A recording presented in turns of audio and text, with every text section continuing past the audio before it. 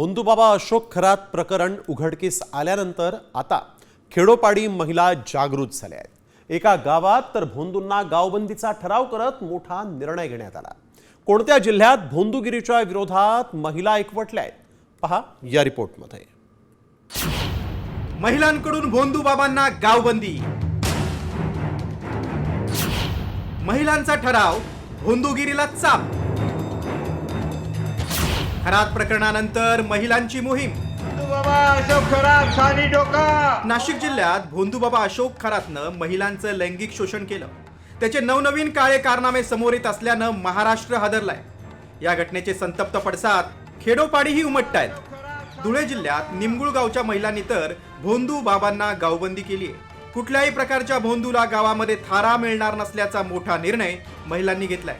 अशा भोंदूबाबांना उलट टांगायला पाहिजे, उलट टांगून फाशीची शिक्षा द्यायला पाहिजे, जोड्याने मारायला पाहिजे अशा भोंदूबाबांना। ते माझं असं म्हणणं आहे की आमचं हे तुम्ही ऐकायला पाहिजे आणि सांगायला पाहिजे सरकारने की फाशी द्या अशा भोंदूबाबाला। असे भोंदूबाबा बहुतेक आहेत, गावात येतात।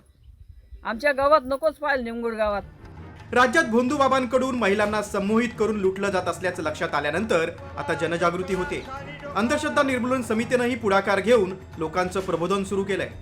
आज आमच्या निमगुळ येथील बचत गटाच्या महिला एकत्र आल्या आणि असे जर भोंदूबाबा आपल्या गावात येत असतील तर त्यांना गावबंदी किंवा घरात सुद्धा बंदी करण्याचा त्यांनी निर्णय घेतलेला आहे।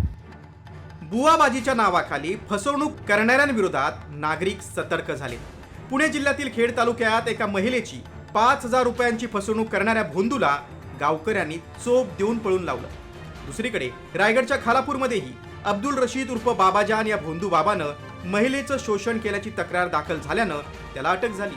त्यामुळे गावागावात महिलांची अशी एकी आणि जनजागृती झाली तर भोंदूगिरीला नक्कीच चाप बसणार आहे। भूषण अहिरेसह ब्युरो रिपोर्ट, साम टीव्ही, धुळे।